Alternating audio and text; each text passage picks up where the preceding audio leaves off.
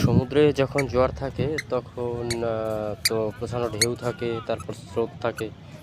তো যখন এই আপনারা গোসল করতে আসবেন, যদি এইরকম জায়গায় গোসল করেন তাহলে দুর্ঘটনা ঘটার সম্ভাবনা থাকে। প্রথমত ঢেউয়ের কারণে এই বস্তার সাথে আঘাত লাগার সম্ভাবনা। তাছাড়া এই যে গর্ত, এই গর্তে পড়ে আর না উঠতে পারার সম্ভাবনা থাকে যদি আপনি ভালো সাঁতার না জানেন।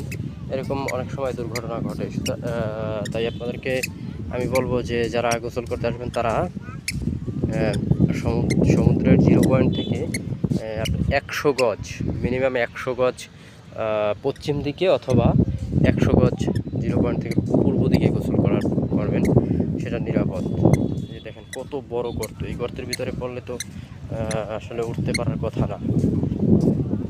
তো এটা ইচ্ছাকৃতভাবে সৃষ্ট না, এটা হচ্ছে আপনার সমুদ্র তীর রক্ষা করার জন্য, ভাঙন থেকে রক্ষা করার জন্য।